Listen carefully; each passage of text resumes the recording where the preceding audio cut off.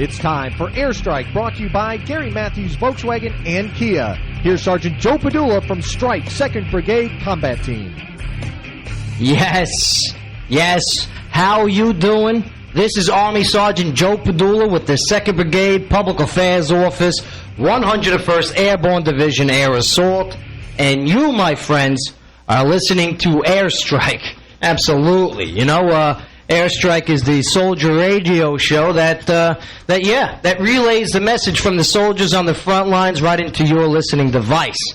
And, you know, I got to tell you, it's a pretty big week for us here. You know, we got John here. Good afternoon. How are you today? John, as we all know, is to the strike soldiers, you're known as that guy. That guy, Johon. They always ask. It's better than what I said a minute ago. They go, that guy John, he contributes. Yeah. I go, yeah, he's that guy that talks in slow motion. Absolutely. Hello. And it's good. It's good. You're like the yin, you know? The yin? Yeah. Of the yang. I don't know nothing. Oh. But he is the operations manager here at WJZM 1400 AM, the Clarksville station that hosts the Airstrike, the show. And yeah, John, you know, last week we were talking about Strike being presented the puck. That's right. And guess what happened on Monday? What happened? They presented the Presidential Unit Citation Award. John, if you could click that song there, the Presidential Unit Citation Award. All right, there's a oh, you hear that tune? How can you hear that? Oh, I love that song. It makes me want to, like, you know, be in the Army. That's right. Yeah, that's the Army Strong song, people. Yes. So the Strike Brigade was awarded the Presidential Unit Citation Award July 22nd, 2013. Yeah. Oh, you hear those trumpets? I do. I think they're trumpets, right? I'd say they are. All right, yeah. I'm not a musician, but I think those are trumpets. And I got to tell you, you know, being able to witness this event, okay, it coincided with our brigade change of command. We no longer have our Colonel Dan Walrath as our brigade commander. He passed the reins over to Colonel Peter Benchoff. All right, and but before he departed the Strike Brigade, and we thank him for his great service to here, a wounded warrior who on August 8th, Colonel Dan Walrath was struck by a suicide bomber, and guess what? It didn't hold him down.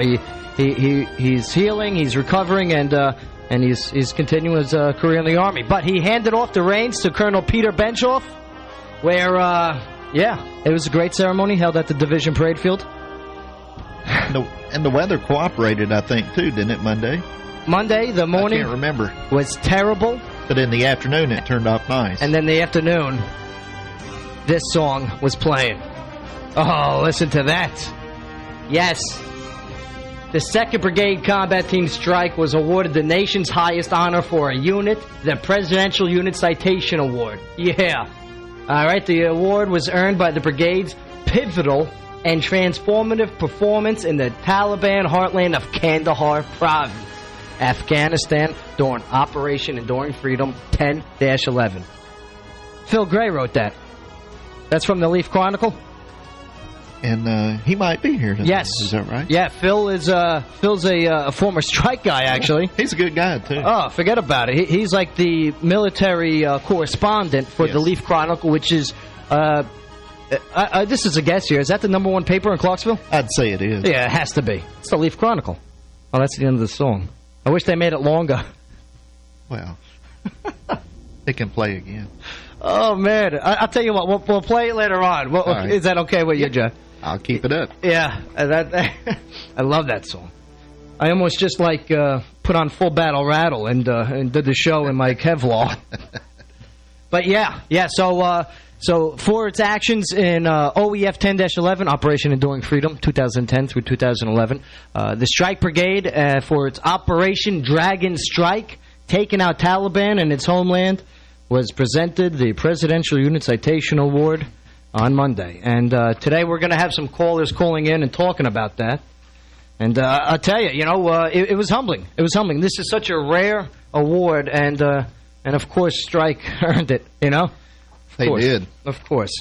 But, you know, also, before we get into all the phone calls here and talking to the strike heroes from that Kandahar deployment, I want to give it a nice shout-out to my sister and her husband, Arnold, who came and visited me. All right. Natalie and Arnold came to visit. They came in? Have they already gone? They left. I tried to get them in here today to say hello, but they said, I got to go. All right, and we had a great time and everything. They'd seen enough. This was their first time to Clarksville and Fort Campbell. All right, and they loved it. You know, the first thing I did, I took them to the Black Horse. Oh, yeah. You know, great. I mean, I'm not here to endorse it, but I had a good time. And what do they advertise? It's one of my favorite places. Do they advertise with WJZM? No, not yet. Okay, it was okay. It's all right. Yeah, good. But we had a good time, and I got to tell you, you know, we went to the Cracker Barrel, right? Woo! Yeah. Big doings. Yeah. Those rocking chairs. Would you like to buy one? John, what's with those rocking chairs outside? Only $99.95. The waiting area. Yeah. We'll see you one. Yeah. It's broken in. That's broken in? Yeah. It's used, John. That means it's broken in. No, John. John, I was talking to the floor manager, Eric, at the Cracker Barrel in You Clarksville. just couldn't get over it. Okay. I go, excuse me. Think how many they sell. What if I want to purchase one of these? He goes, the price tags are outside. I go, right. But there's somebody sitting in it. You know what I mean? I would like to buy one just to move somebody. Like, do you get somebody out of a car when they're test driving it to say, get out, I'm buying that? That chair is mine. And I asked him about, the price. And he goes, we'll discount it if it's torn or the paint is tarnished. I go, what tarnishes the paint? And I'm not here to be gross or anything. Was there paint on them? You know how many people farted in these things, John? I mean, I don't want to be gross here. We just got done talking about striking in the park, but I know it. But man, and we go to this. I mean, the lady definitely farted in that chair that I was looking at, guaranteed. And I'm not paying full price for a rocket chair that's been tarnished. Had the paint blown off of it. I love it. Yeah. We're about to go to a break here, all right? We probably need to. Okay. Regroup. When we get back, all right, audience, we're going to get into what went on Monday, the whole ceremony, the presentation of the Presidential Unit Citation Award, where you can find all the pictures and videos for that, and also the change of command, okay, from Lieutenant Colonel Dan Walrath to Colonel Pete Benshoff. So, yeah, stick around. You're listening to Airstrike on WJZM 1400 AM. Absolutely.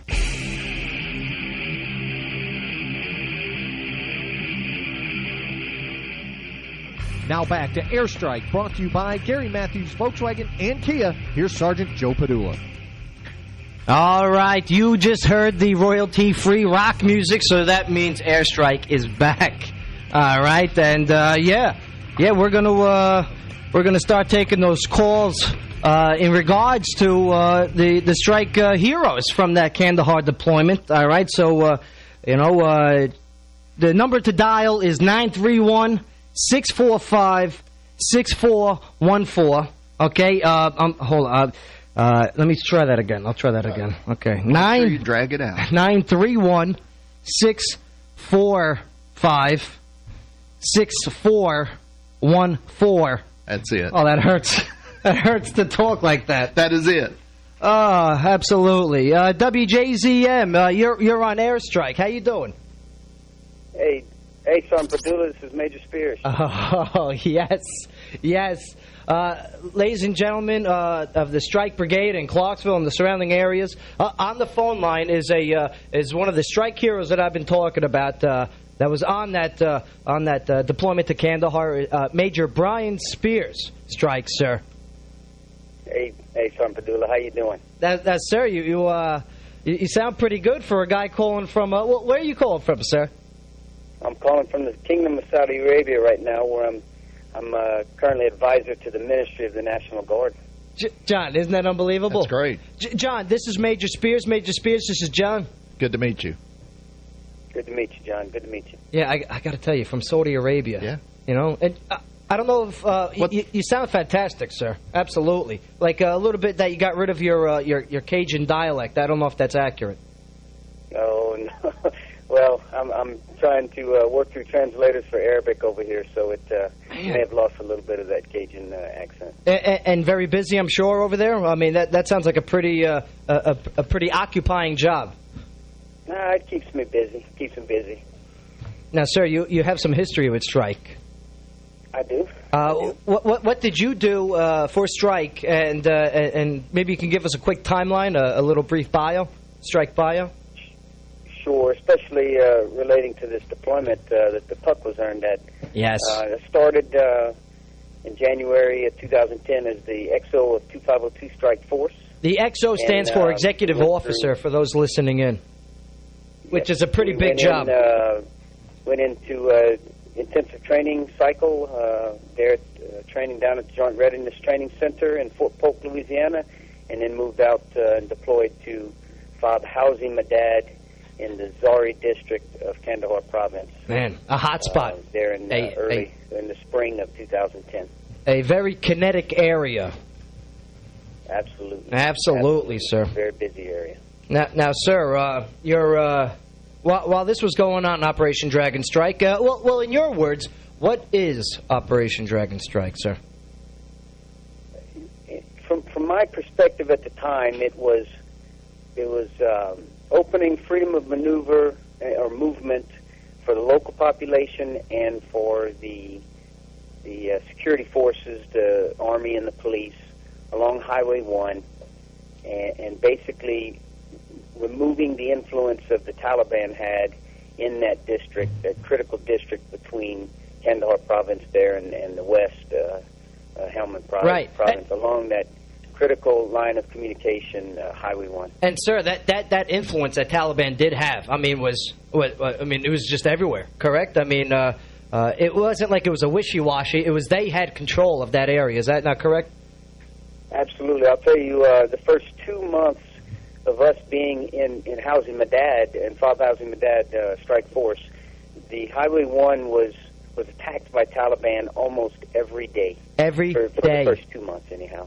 And it's not just with a few AK-47 shots. I mean, we're talking about IEDs everywhere, rocket-propelled grenades, and sir, of course, you remember the 82 recoilless rifles these guys used, right? Absolutely. I remember a number of vehicles being hit by that. I remember observing through cameras enemy firing from hidden positions, and not just firing on U.S.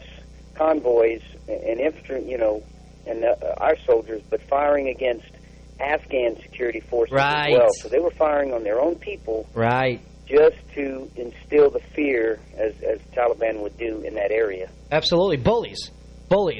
But Operation Dragon Strike, the mission was to eliminate such threats and strongholds.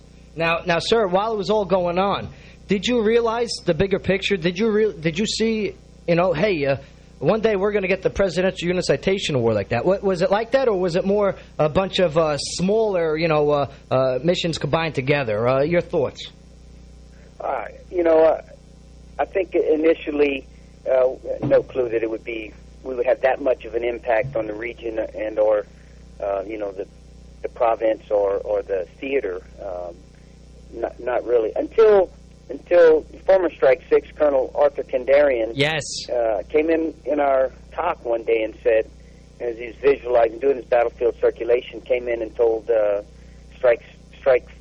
Falcon 6 at the time, which was Lieutenant Colonel Pete Benchoff at the time. Right. Go figure. Small world. And myself and Major White, the S3, Falcon 3, said, hey, look, the first thing we need to do is open up Highway 1. We need to make Highway 1 safe for the Afghan people, the police, the Army, and then we'll push further south and have the ANA, Shona Bashona, shoulder to shoulder, push south and make this place safe. And once that Highway 1 was made safe, where police could drive up and down without getting attacked, I think that's when we started to see that this was a big effort, something bigger than just a few attacks or a few missions and operations. Now, sir, after Operation Dragon Strike was completed and found successful, a lot of things, it was tough. It was a lot of sacrifice and a lot of effort was given. What was the single most memory or significant act that stood out in your mind during that operation? Well, there's many of them. I think probably as a whole, the integration, basically the hard work of all soldiers. You can't just point to a certain MOS or a certain unit or a certain soldier that did one thing. Right. You know, I walked away from that entire deployment that was a complete, a combined arms effort. Combined arms, yes. Infantrymen, right. artillerymen, scouts. Yes. You know, all the support elements, whether it was MPs, engineers, the sappers. I love my sappers over there. Yeah, absolutely. The cooks, you got all the intelligence, mechanics, the soldiers. Right. They were either out on the battlefield or in talks doing their job. all the aviation the cooks personnel. that supported, the Right. mechanics, everyone.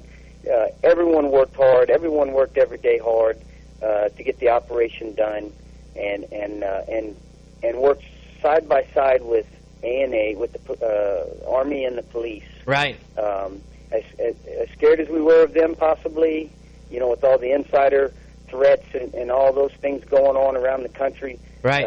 We still maintain our professionalism, the soldiers did, and pushed forward to accomplish the mission with the Afghans and eventually put them in the lead. Absolutely.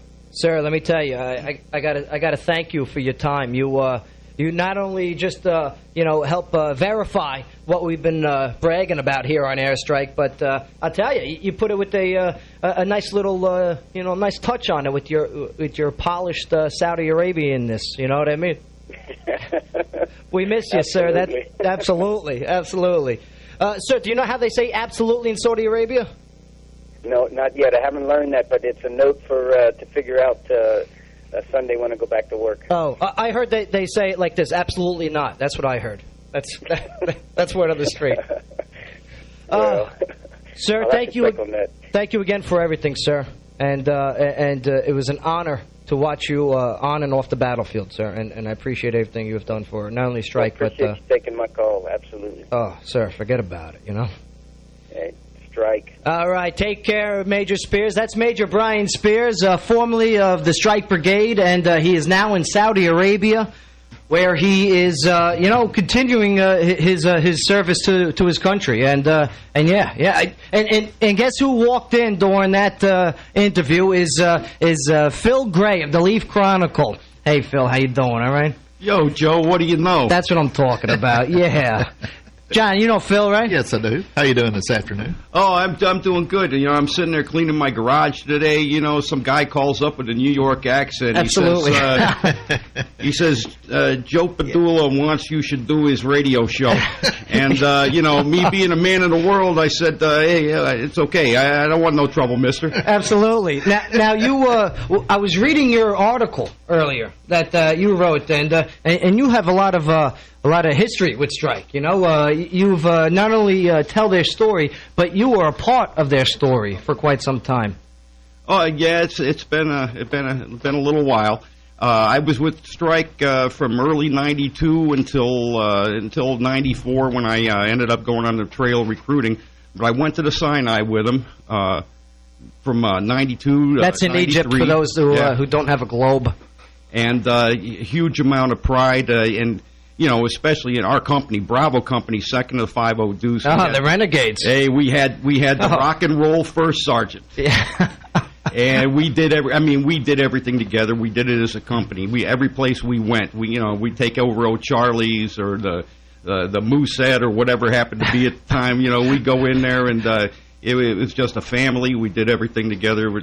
But the pride. Yeah.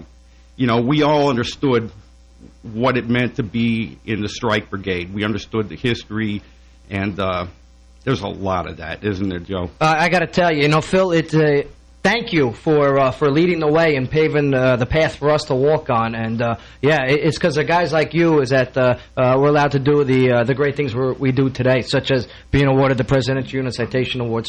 So I hope you feel that you are part of that, being a former member of the 101st in Strike.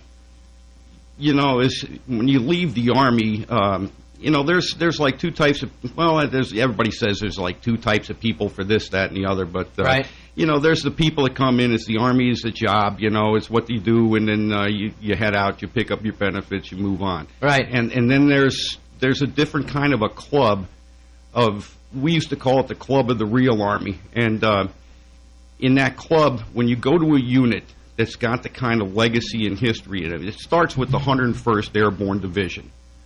The history of that division, which came into being with no history and rapidly fixed that up pretty quick. Absolutely. I mean, you're mentioning names like, you want to talk Presidential Unit Citation, you talk about Normandy. You get the puck. Bastin, Battle of the Bulge, like you wrote in here. You get the puck. Don Kay in Octu, right?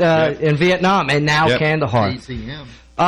We got some of the phones ringing in here. 931-645-6414. That's the way to call in. That's 931-645-6414. All right. Hey, how you doing? This is Sergeant Joe Padula. You're on the air with the Airstrike.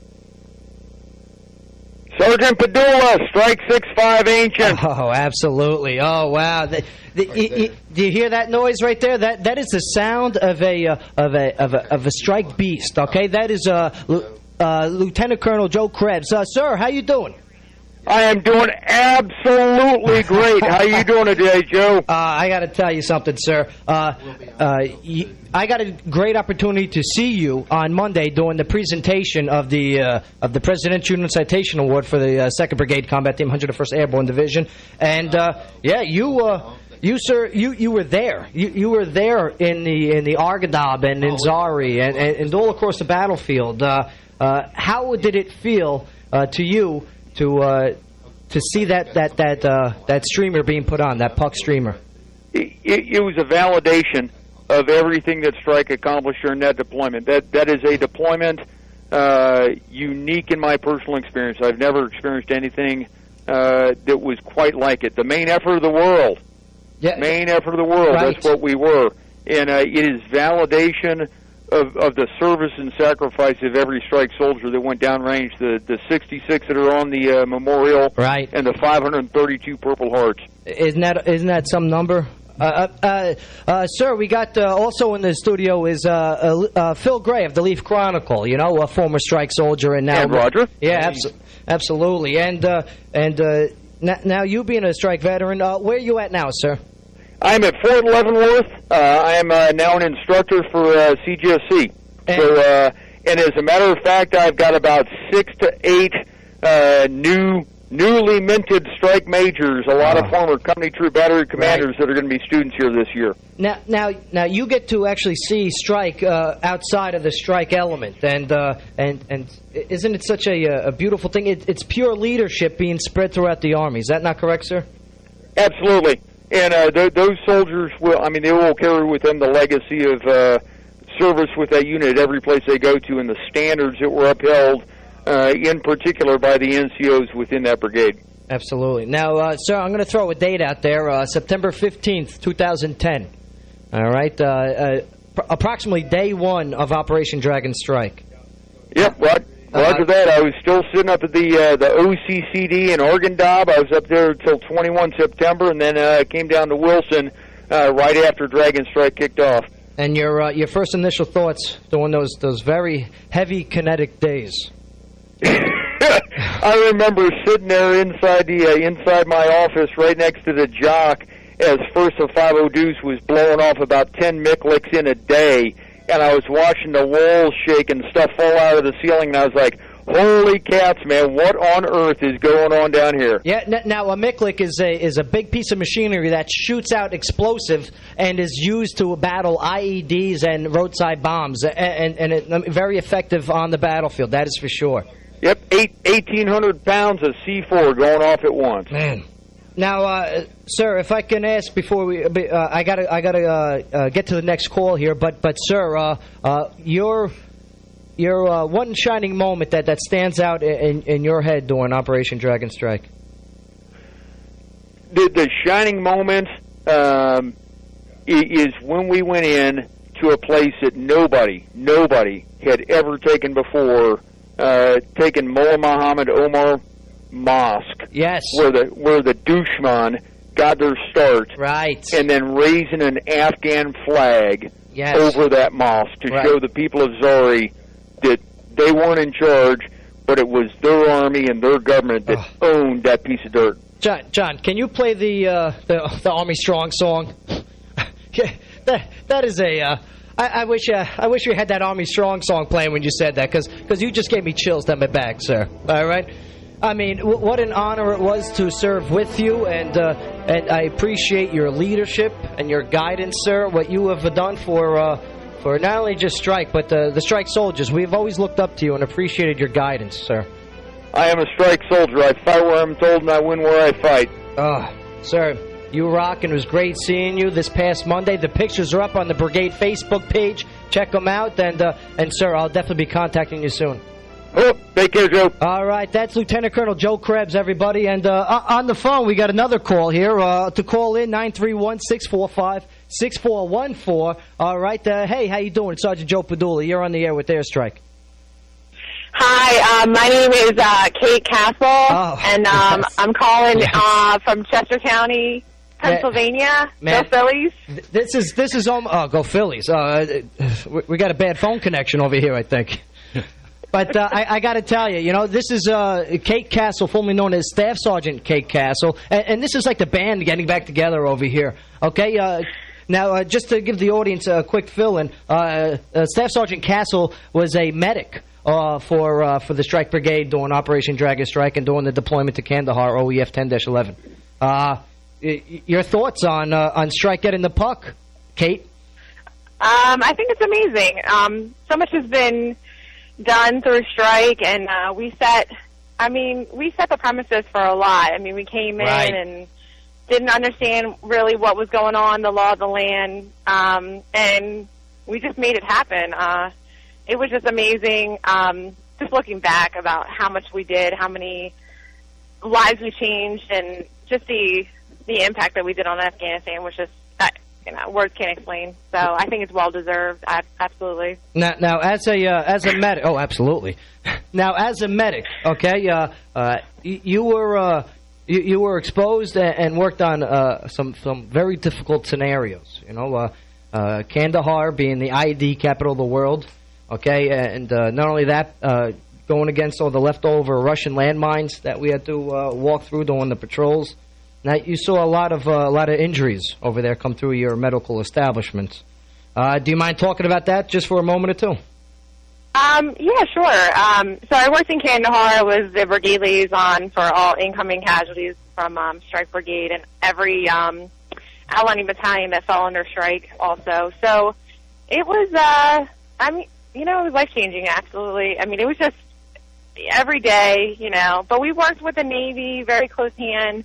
The surgeons and the providers there were just unbelievable, the things that we did to save soldiers' lives, to get them to the next echelon of care, i.e. Germany, to the States. Right. So, but then also the communication between brigade surgeon and the brigade commander.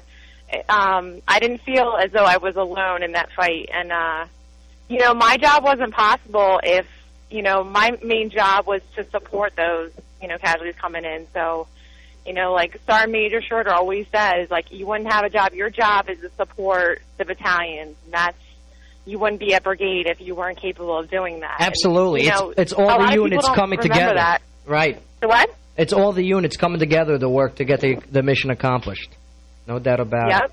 Now, before I got to get on to the next phone call here, but I got to tell you, it's great to hear your voice, except when you talk about the Philadelphia Phillies and the Eagles. But before we do go, Strike being awarded for such efforts. I mean, you guys put in just hours upon hours. I mean, you're talking about 22 hours days, with a few hours of sleep, and then going right back to work to get this job done. Doing all that hard work, and now seeing the Strike Brigade being recognized for that, how does that make you feel? Just like the history behind Strike in general. It's just like Colin Powell and just like, people going on to bigger things, such as Colonel Hickman now being, General Hickman, the president's, the president's man. I mean, it's just, the caliber of personnel that have left Strike and are doing bigger things. Absolutely. And then the personnel right now, just holding down the fort. It's just I never thought I was to be so proud of such a unit. And I think it's when people see my 101st emblem on my car, they're always like, well, what battalion and what brigade? And I'm like, I'm so proud to say, Strike. Strike. Absolutely. Yep. Man, you just gave me chills, too. We got to fix the AC in this place, Johnny. I got too many chills going on, But I got to tell you, Kay Castle, formerly known as Staff Sergeant Kay Castle, thank you for everything. I appreciate you and what your medics did for us in Kandahar and also what you've done for us here back in Garrison. So thank you for calling in, and thank you for listening, of course. And let's go Mets. All right. Take care. Have a good one. Thanks, Kate. Talk to you later. Okay. Absolutely. Bye. All right. 931-645-6414. This is Sergeant Joe Padula. You're on Airstrike. Hey, how you doing? Hi, I'm good. How are you? Oh, yes. Is this the sound of another medic? Is that accurate? It is. Oh, absolutely. We got on the phone here Staff Sergeant Roberson, right? Is that accurate? Yes, that's correct. All right. Staff Sergeant Samantha Roberson and another strike medic who was the place that you were actually working out of was out in Hazarmedad, and that was mentioned earlier by Major Spears as a very kinetic area. Now, if you could explain to our listening audience here that the female soldier, okay, and here you guys are, okay. People think when it's wartime, it's always the men going off to war, but there you were also. You as a medic, you're in the mix of it. Is that correct? Oh, yes, that's correct. Yeah. What are some of the jobs that you did while in Hazarmedad during Operation Dragon Strike, Staff Sergeant Roberson? Well, we were attached to the section of the 502nd Infantry Battalion, and we supported them in whatever they needed. So we saw patients with them, and whatever they needed, we did the same thing. So yeah. That was it. And what was the most common injury that you guys saw during Dragon Strike? Our traumas were pretty much nonstop. Nonstop throughout the entire deployment, but right. We saw a little bit of everything, from amputations, gunshot wounds, right. A little bit of everything. Yeah. And you bring up amputations, and I don't have the exact number, but it was definitely it was up there. I mean, we're talking like near 50 amputations during that Operation Dragon Strike in OEF 10-11. I mean, it's just it was nonstop, and it was a highly kinetic fight. But like we just said with Kate Castle, formerly Staff Sergeant Kate Castle, the medics were nonstop, and I got to hand it to you guys. You guys definitely enabled the brigade to win that battle. So we got to get to the next caller, but I got to tell you, again, thank you for what you have done on and off the battlefield for us, and. Please continue to call in, listen in, and we actually got to get you back on the show here, and maybe do some sticking of the IVs. What do you think? Awesome, that'd be great. Just let me know. Oh, well, if it's up to me, I say no, but it'd be good radio, absolutely. All right, hey, all right. Thanks, Sergeant. Always a pleasure, and I'll talk to you soon. All right. Okay, thank you. Absolutely. All right, WJZM Airstrike, you're on the air. Hey, how you doing? Hey, I'm doing great. How are you doing today? Oh, absolutely. That's a great voice right there. Can you introduce yourself to the crowd, sir? Oh, absolutely, Sergeant Padula. Absolutely, no problem. Forget about it. That's about a bit. Hey, this is Colonel retired Mark Stevens. I served with Strike during Dragon Strike back in 2010, and it's a pleasure and an honor, Joe, to be on the show today. Sir, let me tell you, it was a pleasure and an honor to serve with you and watch you lead during Dragon Strike. Now, your mission and your job for Operation Dragon Strike was very important and effective. Maybe you can describe exactly what you and your team was able to accomplish. Well, first of all, I commanded a human terrain team, and we had some civilian research specialists and cultural experts on that team. Our mission pretty much was to provide all the information that we could to help the brigade commander and staff and the battalion commanders and the soldiers on the ground understand the Afghans, since they were, they were the center of what we were looking at. Right. And Shana Bashana, shoulder to shoulder. Shana Bashana, absolutely. Yeah. And now you guys, with your teams, you guys were able to effectively, pretty much break the ice between the Afghans and the Strike Brigade, and then from there have them create a working relationship. Is that not kind of like what you guys did?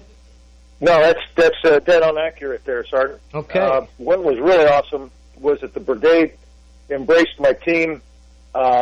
They were a little skeptical at first, but once they saw my guys actually knew what they were doing. Yes. Every time we wrote a report, every time we put out a product, every time we made a suggestion, they listened and they incorporated it into operations. And to tell you what a synergy we had.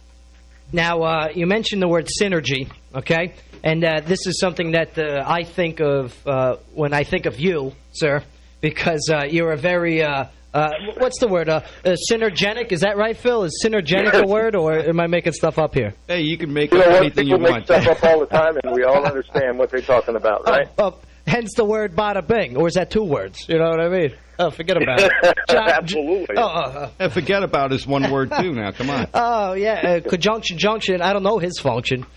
But I got to tell you, sir, it was a great honor to be with you and serve with you. And what you guys did, by establishing a rapport with the Strike Brigade and the local populace, Dragon Strike never would have been able to be a success. And that's just an opinion, But you guys making sure that the Afghan people understood that our intent was good and for the better, we were able to all work together. And for that, I thank you, sir.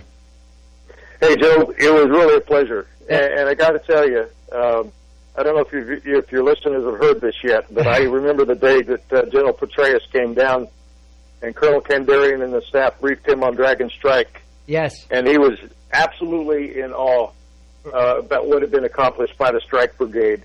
Absolutely. And he said, this is historic.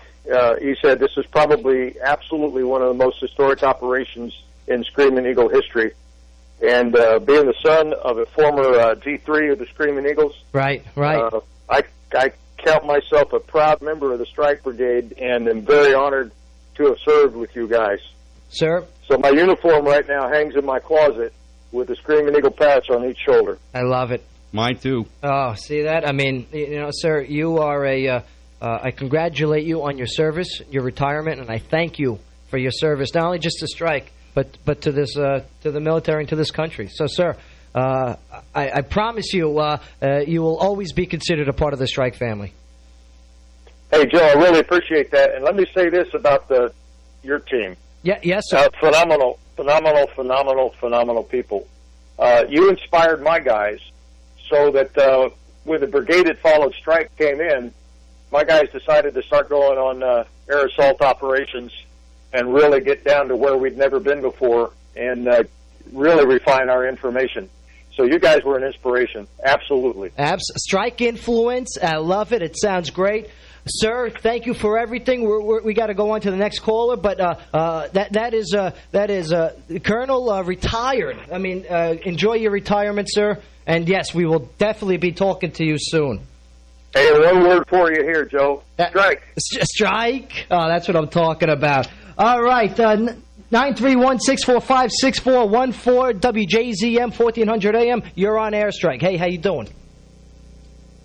Joe, it's Mike Guttman. How are you? Oh, Mike Guttman of ABC. Okay, ladies and gentlemen, let me introduce you to another combat correspondent, a producer for ABC, Mike Guttman, okay, who was on the ground during Operation Dragon Strike in support of OEF 10-11. And I got to tell you, okay, this man knows how to tell the story. And, sir, what was your story? What'd you see? Well, Joe, we were a little frustrated in trying to cover everything at once all the time. So we decided to focus on one specific important area, and the best I can describe it, although I hate to use this word, would be sort of reality television. We wanted the ABC viewers to get to know the soldiers, get to know the Afghans, and have a stake in what went on there. Right. And you used the word reality, because let me tell you, that really was reality out there. I mean, it's how it was. Well, truth is always stranger than fiction, and I think we were able to give our viewers at least some idea of the progress there. Television isn't too good about telling a story, a process story, incremental movements over a long period of time. It has to be visual, and of course, Dragon Strike gave us that opportunity because it was a dramatic development, and there was a backstory, of course, the accumulated knowledge that some of the units got before the big operation, and then afterwards with the coin strategy as well. So it was all about timing, and I think the judicious use of both power and traditional coin elements. Absolutely. Now, sir, Mike, you guys have been on and off the battlefield with the Strike soldiers with your interviews. I mean, how many Strike soldiers you think you interviewed in total, and what was the general conception that you got from them? Well, I think I probably interviewed maybe 30, 35. Nice. And I think now 36. And most of them are men. Forget about it. I think this was a really important moment in their military career and their lives, and yes, right. And I can certainly understand why. Yeah, a big impact, left on the people that were there. I mean, like you mentioned, this was the real mission, and you knew my boss pretty good, who we lost over there, Staff Sergeant James Hunter. You got to work with him side by side during this deployment, and a lot of sacrifices were made during this tour. And maybe you could shed some light, knowing Sergeant Hunter? Well, he and I discussed some of the problems with coverage after the Iraq War, or at least during it. The audience was tuning out. They had a lot of war fatigue. Yes. And he and I discussed ways to tell the strike story and get people interested again in what was going on. I think, and part of this was the way the media covered it, that they got tired of what we call the bomb of the day, and every story seemed to just show American soldiers on patrol without a lot of substance to it. And right. So he was an important part of engineering this way of telling the story about the war through the strike soldiers. And Mike, you bring up to my next and final question. How important was it for you and for your viewers to, which is a very large base, how important was it for you to tell this story? Well, I think it was real important. And I think all the soldiers there and the people in your radio station range know that the difference between what is going on in Afghanistan and the public perception back home is huge. And the more the public and the taxpaying public understand about the nature of the conflict there and what the soldiers are doing, the better the decisions will be made by the civilian community. So I think it was real important to be able to tell the story. It's not just about, guns and explosions. Right. There's a lot more to it than that. And that's a much more difficult story to tell, and it takes a lot of thought and time and commitment, both by, the media and by the soldiers themselves. Absolutely. And I got to tell you, I thank you and appreciate you not only taking your time and sacrifice by entering the battlefield to tell that story, but then to relay it in such an easy to receive way to the audience. Because let me tell you, they got it. Without you guys like you and Phil Gray of the Leaf Chronicle, who's sitting in, to get out there and tell the story, it's a story that's gone unheard, and that would be a shame. So thank you for what you do, Mike.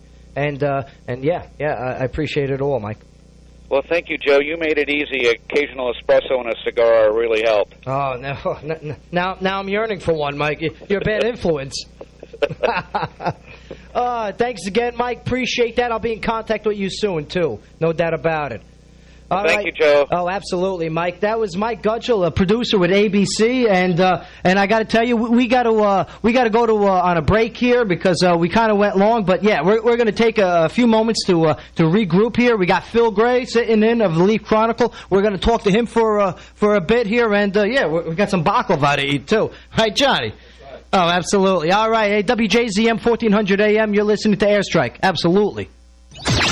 I love baseball. Baseball. Your station for Atlanta Braves baseball. WJZM Radio. My favorite team.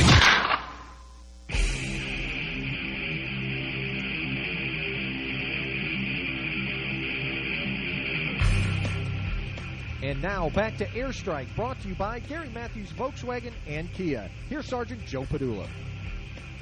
All right, hey, we're back, and guess what? It's still Airstrike, so yeah. Thanks for tuning in, and I got to tell you, today's been a pretty humbling show. I got to actually talk to some of my heroes from the battlefield of Kandahar, and man, it's great to hear their voices.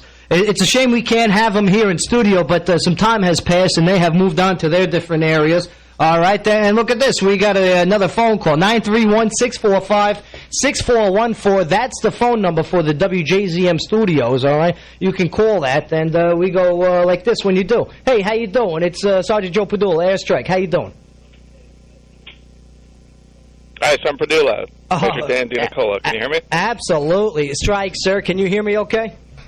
Doing well, Sergeant Strike. How are you today? Oh, man, yeah, no complaints. You know, I mean, we're talking about Strike, and we're talking about the puck, and, yeah, that just makes me feel pretty good, you know? Absolutely. Absolutely. Now, Major Dan DiNicola, he was another one of these heroes that I'm talking about that was on the Kandahar deployment. And, sir, maybe you can explain to the audience what your job was and the effectiveness that you had during Operation Dragon Strike. Sergeant Padula, I appreciate you saying that. The heroes were definitely the guys on the ground. I think of the infantrymen, the engineers, absolutely, and many others who are out in the fight every day. Absolutely. I served as the information operations officer. Some of the things I focused on included daily interaction with the Zari district governor at the time, along with some of the Afghan National Army and policemen. We worked closely with our district stability team, which included representatives from the State Department, from USAID, and we had a lot of dealings with both our higher headquarters and Afghan local media and some elements from the Kandahar provincial reconstruction team and some other organizations. So a lot of what I did was focused on kind of radio, media, a lot of engagement with some of the local leadership. Oh, nice. Let me tell you, they should have had a Airstrike Afghanistan show. Yeah. It would have been good. Yeah, absolutely. Well, there was an outstanding, there were some outstanding radio shows, and I know you often helped us out with some filming, and some of your folks, especially after Dragon Strike, when we got into some of the shuras and some of the events. Yes. Some pretty phenomenal local Afghans who are good on the radio as well. They're no Joe Padula, but they were pretty solid. Oh, I'll tell you what, though, sir. What you guys did, okay, and if I can maybe you let me know if I explain this correctly as a layman. Okay, so what you guys did, you guys connected Strike to the government side of Afghanistan and the local government, and also the governmental side of the Afghan National Army and the Afghan National Police. I'd say that's fair. I, as part of Team Hamzada, worked with our lawyers, our CA officers, our PSYOP personnel, some other elements. I think almost more important than connecting us with the government was connecting the people into their government, letting the folks of Zari and Panjway and Arghandab see that there was some semblance of government, because there really hadn't been before our predecessors arrived. And then those guys over in 2 Fury, some phenomenal soldiers that were part of the strike team. And bottom line is that a lot of what Dragon Strike did really connected the personnel to that, and really made them see for the first time that they might have a functioning government. They had Isn't that functioning unbelievable? Army, even though it was a new brigade. Like, isn't that amazing? Like so many years into the war, okay, this was not able to be established. But then, handpicked, the Strike Brigade, handpicked by General Petraeus and President Barack Obama, is for what I was told by my command, okay, to go in and do this. Now, sir, what was the most difficult part for you and your team to accomplish that connection? I think there were certain pieces of the puzzle that had to come together. The right leadership at the right time. Right. And it certainly, when you think back to what that A&A brigade just being stood up and being, fairly green, even though many of them had fought for many years in other capacities. Yeah, some of them came right out of their basic training too. Right. Absolutely. To look at what those personnel, having never fought alongside American soldiers in many cases, I think it's a tribute to the leadership and all of the soldiers in Strike Brigade that they took a unit that was fairly new to the fight, and in my opinion, gained a ton of trust, gained support, and they fought alongside us as Americans. There was definitely a respect that they had for us, and you know what? And I believe a respect that we had for them too, knowing their situation. And like you said, they've been at war for so many years, and now finally they get to see some results. And seeing the engineer support, seeing the medical support, right, attending to the wounded, really taking care of each other, building that logistical capacity, and some of those things that really the Afghans. Their Army hadn't had in the past. Our partnership with them is really the most, looking back, it's really incredible to think that these guys were new fighters and had to come in. Isn't that unbelievable? If you're going to learn, catch us short here. If you're going to learn from Strike, But all right, Padula. Sir, thank you for everything. I got to take care, but thanks very much for your time. Thank you for everything, sir. And you rock. It was an honor to work and follow your lead, sir. Strikes, and good luck to all you Strike soldiers out there. Oh, Strike. That's Major Dan Dianacola, formerly with the Strike Information Operations, and now he's over in D.C. He's doing he took some of his Strike leadership and he brought it over to D.C., and I got to tell you, it's been unbelievable. Been a strike-horrific day. Oh, that's like strike-abulous? Yes. Strike-economical. Oh, absolutely. Now, Phil, we were just talking to Mike Guttman not too long ago, and you being a combat correspondent and a military liaison from the Leaf Chronicle to Fort Campbell over here, telling that soldier's story. Okay, how important is it for it to be relayed accurately to the local populace? I think it's important to be accurate on both sides, and sometimes, and there's a lot of public affairs officials in the Army that understand this, and there's some that don't. Right. You got to tell it all. Okay. For the most part, the vast majority of people in the United States Army and our military are out there doing the right thing and sacrificing and living a lifestyle that's so arduous that for many people they really can't imagine it. The average person can't even imagine a month at JRTC at Fort Polk, let alone being in Afghanistan. Let alone being in that kind of environment, or being in Iraq. You wake up at 6 o'clock in the morning, it's 105 degrees. You know what kind of a day it's going to be. So yeah, I mean, it's but the other thing is, of course, you got to tell the other side too. The credibility comes in when you tell both sides. Credibility, right. And there's, when you need the credibility, you have to tell both sides, so that when, you're trying to when the military's trying to tell its story, then, if people know you're being straight, then that it carries a lot more weight. But it's so important And we're going to be eating baklava, actually. Yep. Okay, normally we do cannolis, but I'm getting rid of the remaining baklava from my New York trip. Okay? I can't even believe you're putting that stuff in your body. I mean, for me, you know. No, I'm going to run it off later tonight. That's for sure. Well, you're going to have to take a look at that piece right there. You're going to have to run a few miles. It's about 200 calories of pure running. Yep. But it is important, to tell the story and. The best thing you can do, you don't bring an agenda. You don't bring an agenda to the story. You just tell what happened. It's the same thing. I come from a history background. I don't come from a journalism background. I come from a history background and a military background. But the important thing John, is, what you're told is tell what happened. And there are journalists out there like Mike Betcher, ABC News. You guys got done talking to Mike Guttman. Mike Betcher, that guy, I learned more from talking to him in 2 days than I probably would have learned in a semester of classes from a lot of other people. But, that was a guy that told the story of Bastin and also the Curry. He's out there in RC East and told it well and did not let himself get led by the nose. I remember one incident in particular, where the Taliban said, it's an amazing thing, groups like the Taliban, every bomb that has ever landed in Afghanistan has somehow, according to them, managed to hit a hospital or a school. Right, right. And they came out with that story, so he chased these guys down a ravine and found out that the school kids were about, age 24 to 50, with hillbilly beards and right. Kids. Yeah. So the average Afghan life is approximately 48 years. Yeah. So I mean, you got to sometimes you got to, and for that guy, I mean, to do the things that he does at his age is just amazing. He's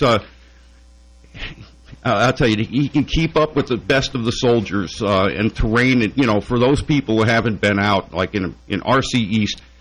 You can't imagine the terrain. And I'm talking about, you see our soldiers, carrying some serious weight, and these guys are having to go down these hills holding on to trees, literally tree to tree. It's that steep. With having the knowledge that they might have to pull up their weapon and fire in a moment's notice. Yep. Absolutely. And while stepping and wondering, is there an IED underneath my foot? And that's the other thing. It's unbelievable. The story of the IEDs, and now that's, for Strike. And this well, Staff Sergeant Chaz Allen, representative of, if there is one good thing that has come out of all of this dozen years of war, it is the example that is set by our wounded warriors and their families. Yes. When you see the bravery, when you see the way they have adapted now, and let me tell you a little bit about Staff Sergeant Chaz Allen, strike soldier, lost both of his legs and had one arm very badly damaged. He's an athletic guy, good looking guy. Just a leader that his soldiers respected him so much. And one minute he's leading them through the grape arbors, and the next second they're looking at a hole with him in the bottom with no legs. Right. Now, this is, it was amazing. 8 minutes later, they had this guy at Kandahar getting ready to go into surgery. That's the thing that is just so amazing. There was a time not too long ago when guys like that just wouldn't have survived. But here's the amazing part. This guy, he goes through this incredible trauma, and 10 months later, I'm talking about 10 months later, right. His reaction, his way of dealing with this, he's out there doing the Army 10-miler in a hand cycle. Isn't that unbelievable? To raise money for his fellow wounded warriors. Hero. What do you say to that? That's a hero right there. What do you say? If that word has a definition, and that's for me personally, one of the things that was hard for me to deal with when I came back from Iraq is everybody's saying, everybody wants to call you a hero.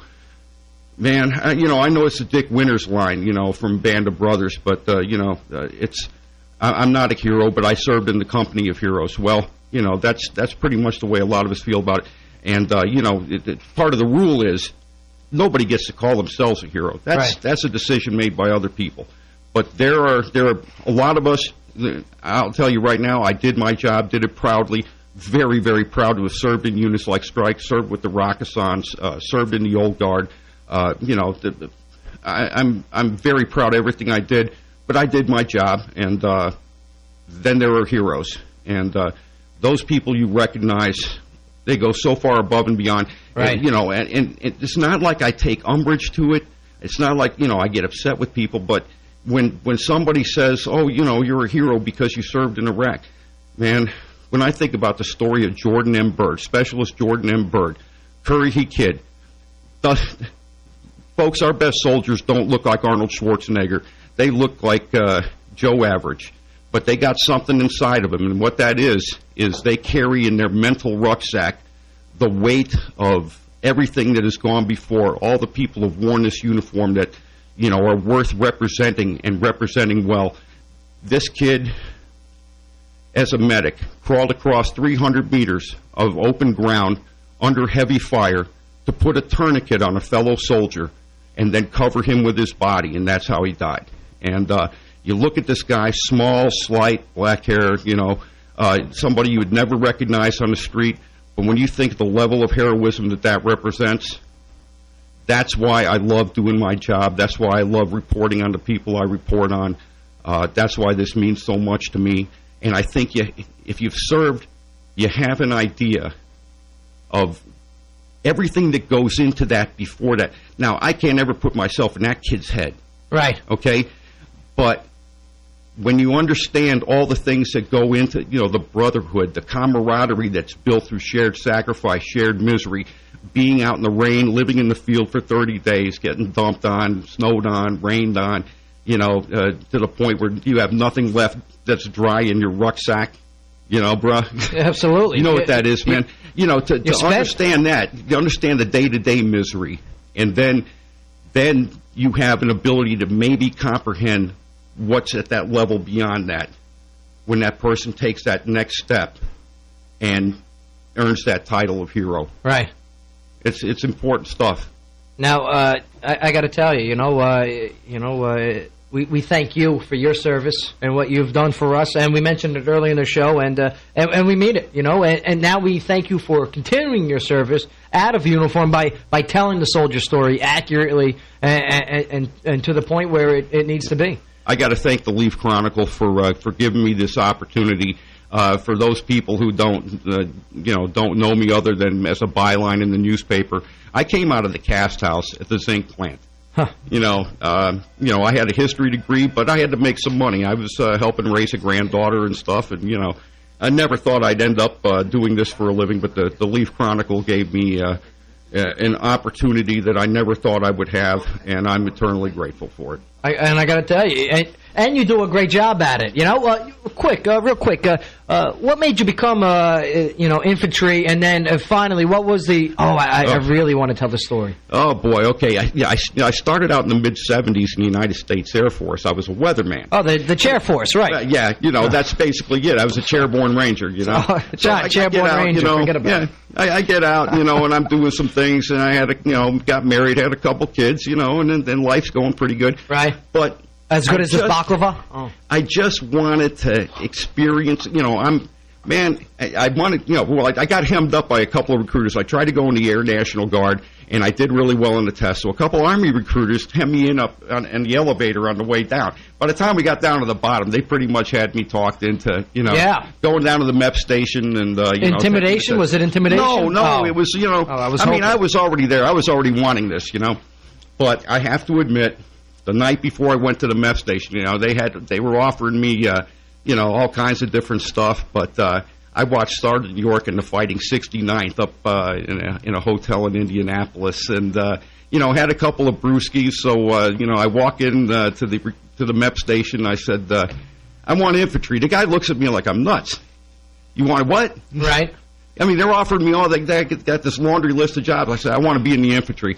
I wanted to know what it's like to wear that blue cord. I mean, I got my dad and my granddad. I got a family history, and I just wanted to do it for 3 years just to say I had done it. Yeah. And I fell in love with it. I started out in the Old Guard, Salute Guns Platoon over there. I was a mortar guy, 11 Charlie. Old Guard's a good place to be. Hey, during the 80s. Yeah. during the 80s, it was a pretty good place to be. I fell in love with it. And the Old Guard, just for those people, these guys are the tallest, the most well-formed, the structured. Okay, the cream of the crop go to the Old Guard during this time. As opposed to where I am now, but hey, I've earned the right to eat some baklava. Yeah, have some baklava. All right. I wish it was cannolis, But we're going to go to a break here, and we're going a little bit extra here, but stick around. We're going to wrap it up here. We're talking with Phil Gray, the Leaf Chronicle. We just got all the phone calls from the Presidential Unit Citation soldiers of the Strike Brigade, and this is Army Sergeant Joe Padula, host of Airstrike, WJZM 1400 AM. Absolutely.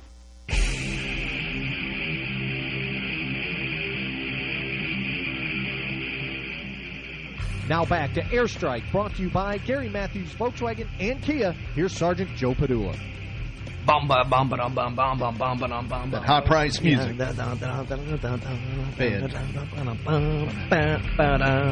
Oh, wait, was I early? There it is. There it is. You are a little early. Hey, how you doing? Sergeant Joe Padula, 2nd Brigade Combat Team, 101st Airborne Division Air Assault. That was Phil Gray on the drums. That was Johnny, the operations manager of WJZM, on the guitar. All right, and you're listening to Airstrike. Absolutely. Now I'm going to read something here. Okay. I picked up the Leaf Chronicle. All right. Yeah. There we go, John. That's what I'm talking about. All right. I love that song. It just gets me going. This is the Army Strong song. All right, and I was reading Phil's piece in the paper. Phil, hey, how you doing, all right? I'm doing good. It sounds like John Facenda, should be doing an Oakland Raiders rap on this thing. Oh, here, I'll do it in his voice, all right? I'll try. All right? The award is almost never given to a unit above battalion size, making this award especially meaningful for the brigade. Now, Phil Gray of the Leaf Chronicle wrote that about the Presidential Unit Citation Award. Now, Phil, maybe you could explain the rarity of this award. Like I said, I mean, this is, first off, the Presidential Unit Citation is, the equivalent of a Distinguished Service Cross, right, for a unit. And with that, okay, the DSC, Distinguished Service Cross, the last time the 101st a soldier in the 101st got that was Sergeant Felipe Pereira of the Strike Brigade during Operation Dragon Strike. Absolutely, who's now a Nashville police officer, right, still protecting and serving absolutely down there. Yep. And the last one prior to him getting that 101st was Vietnam. Okay, yep. So that's the rarity of this, but please continue. Yeah, and the Presidential Unit Citation, it's a beautiful thing, deep blue, gold frame, and, infantry blue. I wore it proudly for those who had gone before. I never had the honor of being able to pin it on as a permanent, but what it means for a brigade to win this. A brigade. I mean, a battalion. 5,000 plus personnel.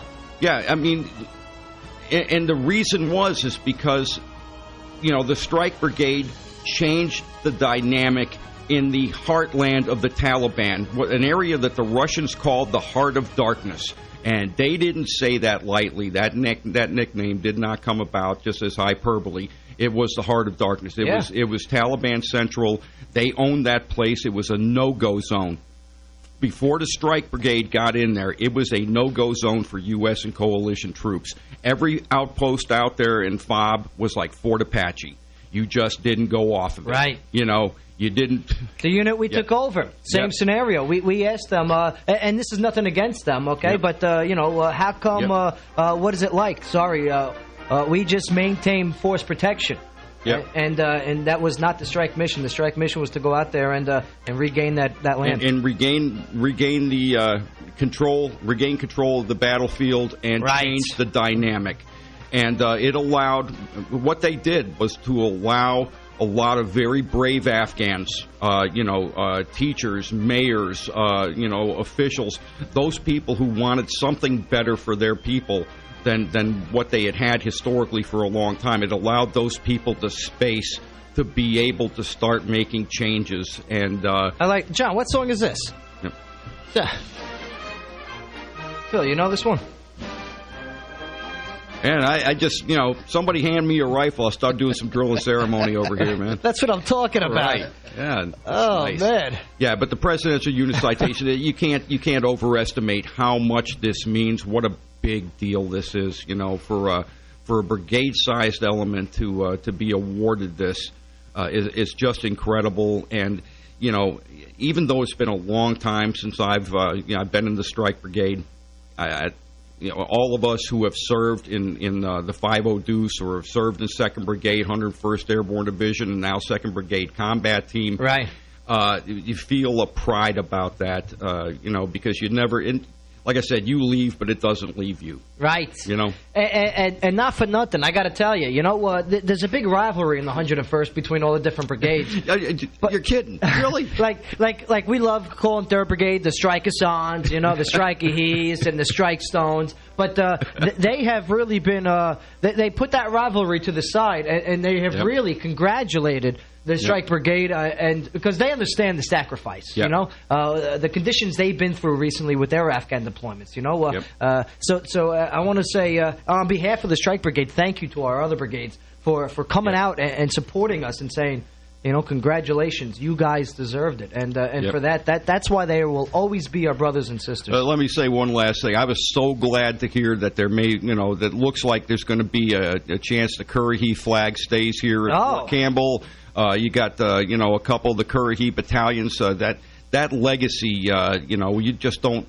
When the 101st regained that legacy, when the Currahees came back to Fort Campbell, you don't ever want to lose that. They're such an integral part of it.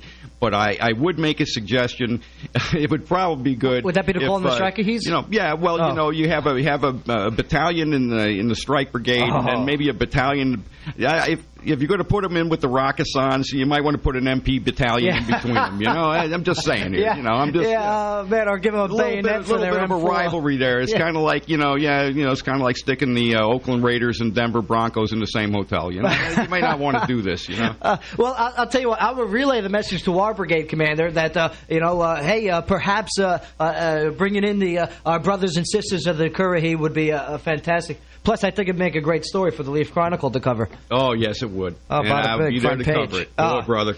As for stories, speaking of which, we got some big events coming up. And Phil, I'll give you... STRIKEaMania. STRIKEaMania 2013. Oh, yeah. Be there, okay?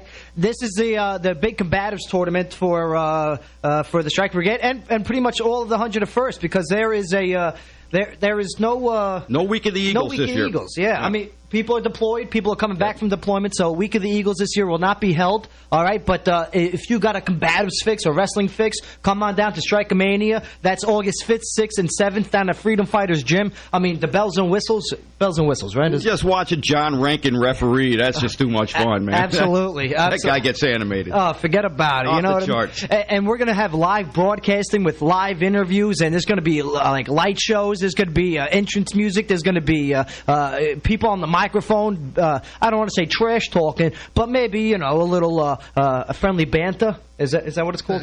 Yeah. Well, everybody just watch your Randy Savage tapes and pick up some tips from that. Or oh yeah, brother. Yeah, right. Oh yeah. Yeah, there it is. There we go. That's it. That's it. He's not with us anymore, correct? No. Oh, yeah. Now, also another event coming up, pretty important, pretty big here, and it'll be happening live in the studio next week, Phil. And if you want to come down and cover it, I think that'd be fantastic. Cool. And I'll ask the WJZM personnel. I think that would be all right. But the first ever, according to our records, and we're still searching, the first ever re-enlistment of a soldier live on the air, happening right here on Airstrike on WJZM. Right. Next Friday, Specialist Lika Luna, okay?